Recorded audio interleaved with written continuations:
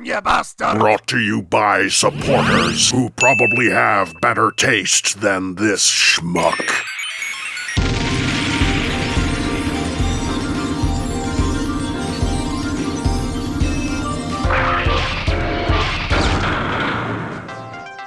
It's not a controversial statement to say that Studio Series 86 is kinda bad now, right? It might have been back in 2020, but nowadays I think a lot of people are starting to see the issues I've seen for years. But don't misinterpret me here. This is not a case where it's been awful the whole time. Although it started out not so great, it really did evolve into its own beast during the Legacy Trilogy years. Once the design team got their footing, they started pumping out banger after banger, with some of the greatest chug figures ever made. Period. So why the shift back in quality? What went wrong? Not to say all of the current Studio Series G1 figures suck, but why has there been a downward trend as of late? Where did it all go wrong? Well, looking back, I think I found patient zero. In the year he released in, he should have been a whole lot more alarming than we give him credit for, and yet from here, all the bullshit spews forth. Greetings, Cybertronians, I'm DrLockdown, and today I'm starting a little mini-series I like to call...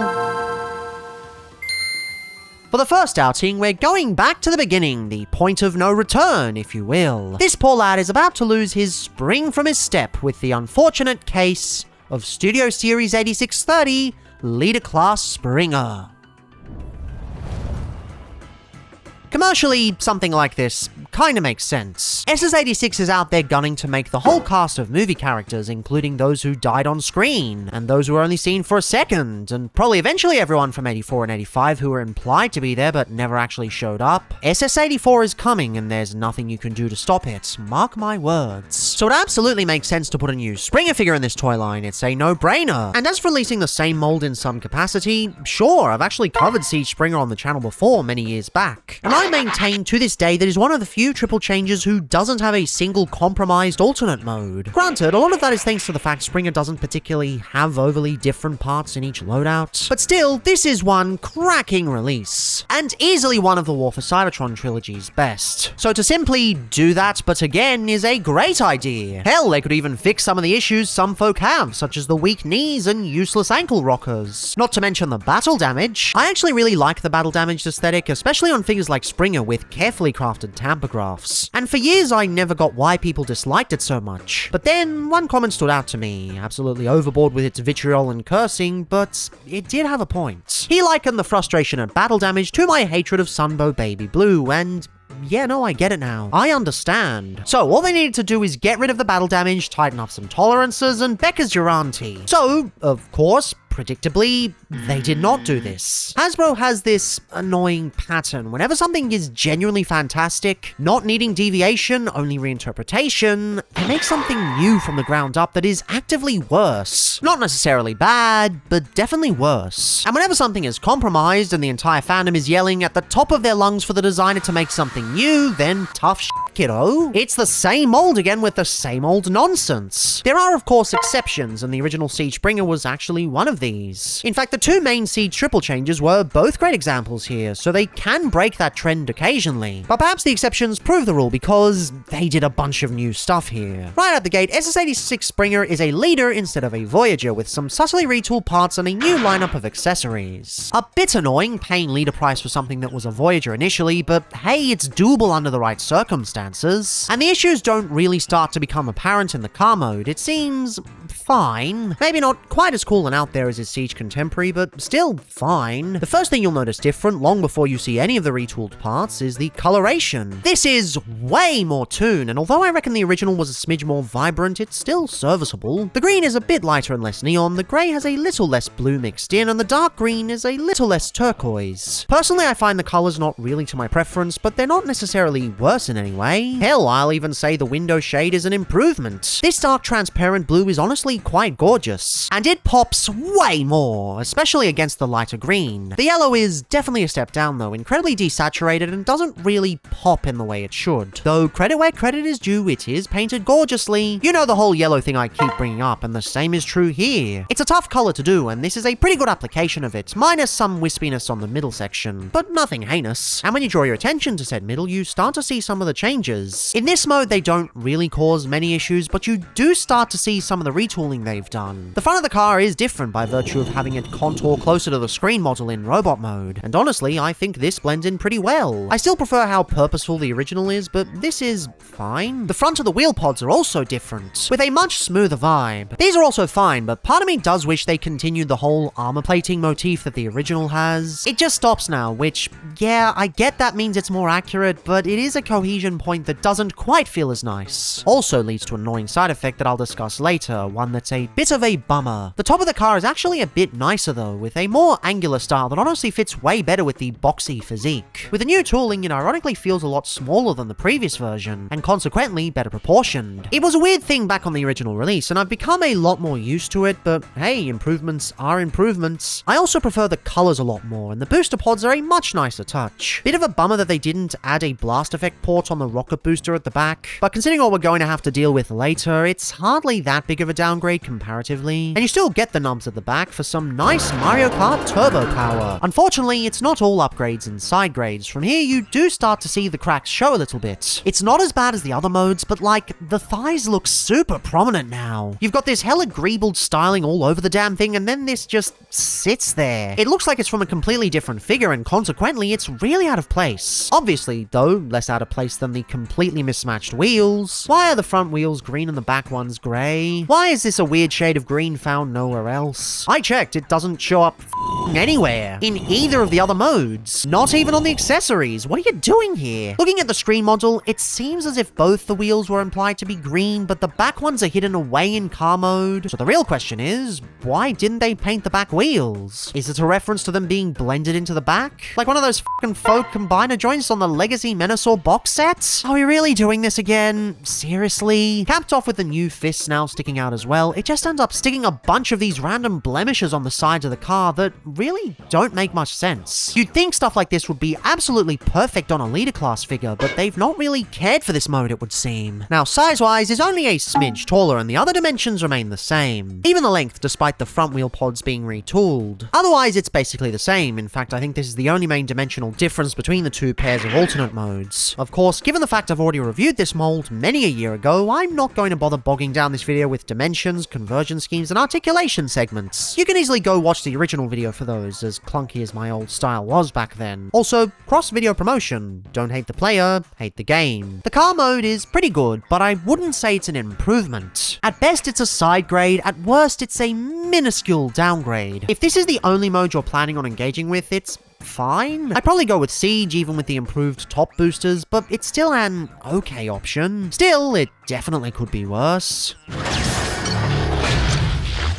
Case in point, what are we doing here? Seriously, how do we get into this mess? Like, it's not a bad helicopter mode, but so many small things are just worse than the Siege version. From a glance, it might look the same and even better in some circumstances, but take a closer look, and that facade quickly fades. The broad strokes are pretty much the same as they were previously, just in different shades overall. Given how similar the two alternate modes are, you're not going to see that drastic a difference. But when you start to move back, what the f*** happened with the blades? These just... why are they mirrored? What are you doing? Look, to a point, I get the idea behind this. This is a feature of the G1 toy, and given how jank it was back then, they obviously had to tweak it to make it work. This is why the Thrilling 30 version also had the sword split in half, though it was still better than this shit. For whatever goddamn reason, the blades are mirrored, meaning no matter how you spin it, it never looks natural. Doubly so with the weird nubs on either side. I get the mirroring the sword hilt to make it seem more natural, but it just does not work. And most frustrating of all, they got rid of the sword effect compatibility. Yeah, not only does this look really daft, but it completely nixes the best part of this mode. The most fun display option. I guess by it's meant to be a better display piece, they forgot to add the caveat of in robot mode specifically, because this just doesn't work as well. And for what? So he doesn't parts form anymore? Since when was weapon parts forming a bad thing? Since when were these two things on the same level? Not like you can really use the blades that well without a goddamn stand port. Yes, in an effort to make this feel more like a leader class figure, they've retooled the thighs to be chunkier and more filled in, and completely nixed the stand ports in the process. Do you want this to be a high-end collectible or not? I get that these are hit or miss on whether designers include them, but they had to actively tool these out. They had to make a conscious decision to leave this feature off the helicopter mode, when there was still plenty of space to put in there, just like they had to make a conscious choice to remove the 5mm ports on the front. Yeah, never mind the really cool gun storage, smoothness is far more important than basic play functions. Did people really hate the 5mm ports? I've not particularly seen anyone complain about them, and people complain about a lot with the War for Cybertron trilogy. Guess you'll just have to use the ones on the side, which don't look as good. They still didn't fix these tiny ass floppy as wings, but they put in all the extra effort elsewhere. Their priorities were in much more important places, like painting the insides of the legs so it color matches with the roof section. Again, who was complaining about this? Who desperately wanted this changed? Yes, it's marginally closer to the Sunbow model, but since the legs have to be grey anyway, this feels completely pointless. Doubly so with the fist still looking incredibly out of place. That paint could have absolutely been saved for elsewhere, reallocated to another part of the budget, like, say, the wings? But no, apparently this was more important. Though, given the quality of the retooled parts so far, I guess I should count my blessings they left a few parts untouched, or rather untainted. Imagine if they'd redone the tail fin and it would have been significantly worse. I don't want you all to think this is an absolutely irredeemable piece of shit. Most of the qualities from the original Siege outing carry across. I literally have a full review going over those original qualities. It's right there. Those qualities didn't just suddenly evaporate. The engineering to get here, the back half and the cockpit section are all lovely. They never stopped being such. It's just that the outer casing has been tweaked and modified ever so slightly to the point where they just completely forgot the best parts of why the helicopter worked in the first place. Sure, many display-based collectors won't give a flying f***. It's going to be in robot mode in an A stance on a shelf for the foreseeable future, never being engaged with. But for anyone actually investing in the playability, this is just worse. They're replacing play options with one type of aesthetic for one type of collector, and at a price increase of all things. That's not equivalent exchange. From every angle, I just see that as the raw end of a bad deal. In spite of all the extra bullshit it comes with, you're ultimately left with far fewer options because this thing just forgets to be a toy. It's quite a shameful showing. And that's not even the worst part.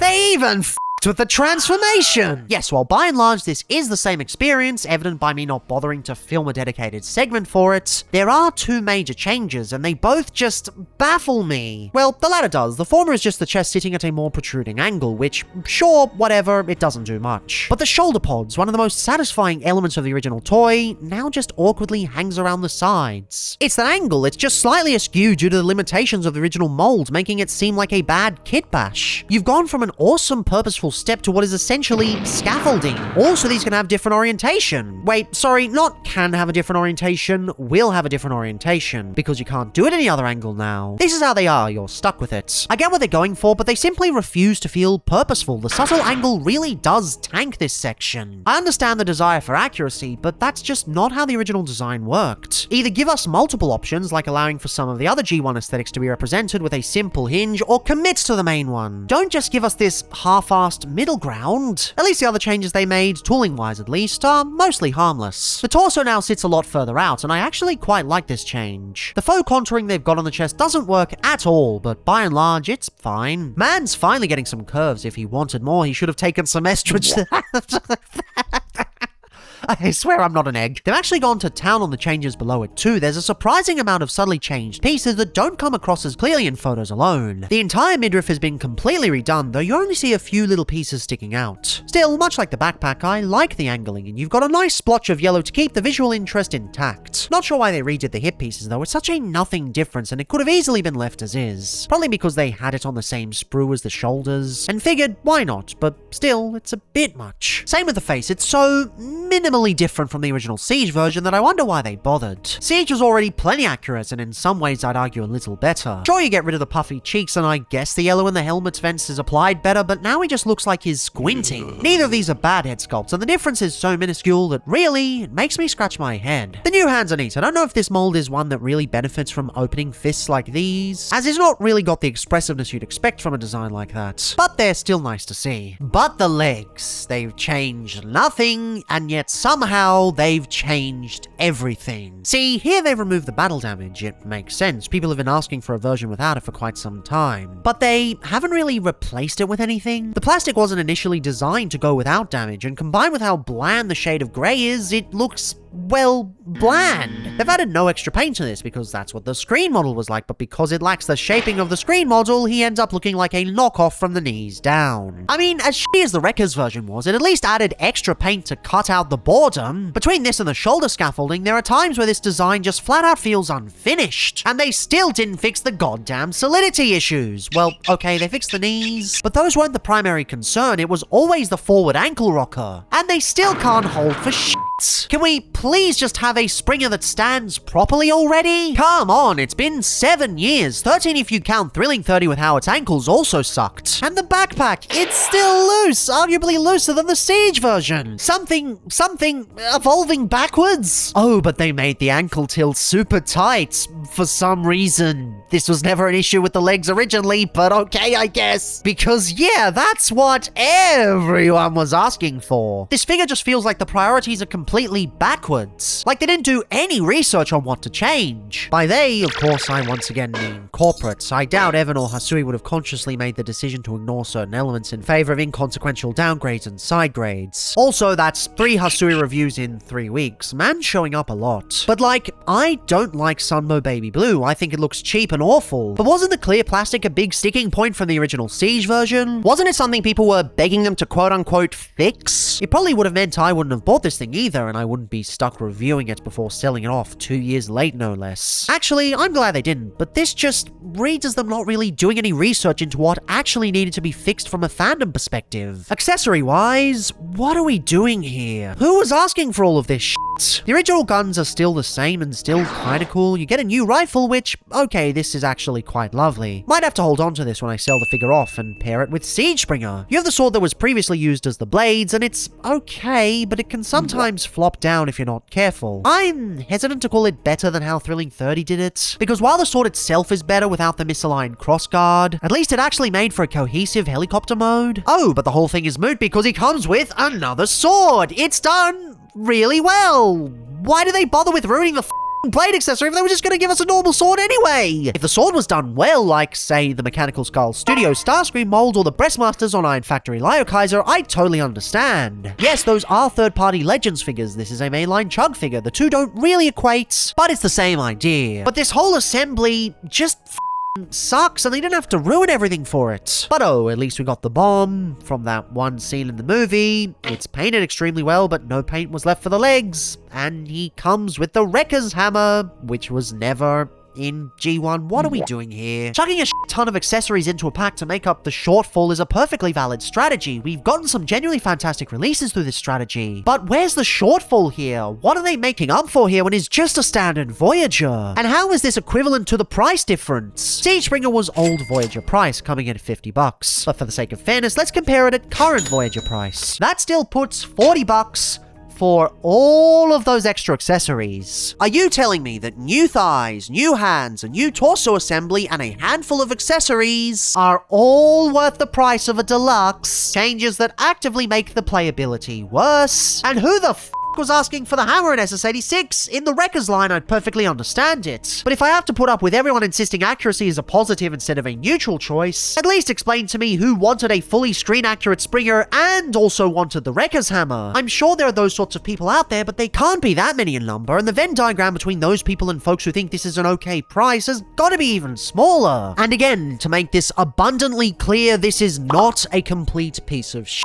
It is still built around a solid base, and the engineering is still mostly fun, but it's the kind of figure that just baffles me in all the choices made. Like, why would you suck the life out of this mold in such key areas, yet leave the ones people actually wanted changed as is? You're left with a fine figure with some jank now stapled onto random points, which if taken in a vacuum is fine, but next to the pedigree of this mold, just doesn't make any sense. Honestly, if given the choice between this shit and the inferior deco Wreckers version, I'm taking the latter because as shit as the colors are on that, at least the base functionality remains the same. At least it's actually worth the asking price. I'm usually very forgiving on pricing because we can't often see behind the curtain and ascertain what limitations the designers are under. Often the budget goes in places we just can't see, and it's hard to pass that. But this, I just don't see that. At best, they struggle to find where to put the budget and they just slathered weapons in blue paint. At worst, corporate just put this into the leader price point because they knew people would buy it anyway. And it really does feel like this is patient zero for the price fuckery. Figures after this point started getting really comfortable charging a whole lot more for a hell of a lot less, especially in studio series. And to make abundantly clear, this is without the American price increases. Australia didn't get those. I'm just judging them as normally priced figures. And yet, even then, it's still not worth it.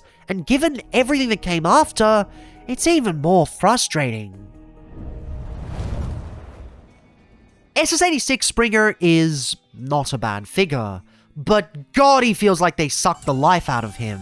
All of his good qualities are ones derivative of the original mold, and every time they try to do something new, more often than not, it backfires. They did nothing to fix the actual issues with this mold, instead focusing entirely on an aesthetic side grade that does naught but remove functionality that made the original so brilliant. And what? So that he looks 10% closer to the screen model? So that they can charge leader price? For a figure that is very much not worth leader price. They've annoyingly traded the multitude of types of fans that Siege brought to the table for one type of fan, the simple display. You lose the options, you lose the solidity, you lose the vibrance, and all for one factor: adherence. A lot of my favorite figures are ones that give you options for different loadouts, that let you engage with it the way you want to. And I get that Studio Series 86 is not the toy line for that sort of thing, but to charge more for fewer core play features, then insist accuracy and more accessories aren't just comparable but greater, it just feels a little bit insulting. They're even so laser focused on the absolute limit of what accuracy could achieve with their limited resources that they ignored the biggest issues with this mold, issues that were criticized twice already, that could have been fixed with really minor changes. But why change when accuracy reigns dominion on all? Why be a toy when you can be an animation cell? If you are the type of collector who places Sunbow accuracy above all else and doesn't care about the sacrifices littered on the road behind this, this will be a lovely figure for you. I am not that kind of collector. I try to see the whole picture, and all I see is a figure sapped of a good chunk of what made it so endearing. Not a bad figure, but damn, it's a disappointing one. SS86 used to be about the balance between accuracy and fun factor, or at least its golden years definitely were. The best releases walked the line perfectly, and eventually went from a case of dread to genuine excitement, and not minding the massive focus on G1. But although not a bad figure, Springer was definitely the turning point. There were still great figures after this, and there still are brilliant figures to this day, but from this point forward, the winds were definitely changing. Buckle up, Cybertronians. We're past the point of no return. From here on out, things are only going to get worse. But as always, fan and public consciousness is a conversation, so drop your thoughts on the trajectory of Studio Series below. Do you find it great these days, or does this plight ring some alarm bells? Is Springer a link in the chain of this budgetary kerfuffle, or is it completely tangential and you love him to bits? I mean, he's certainly at least better than some figures to come, which, believe me, they will get their day in the sun. Someday. But until then, as always, remember, there's a context for everything. Till next time.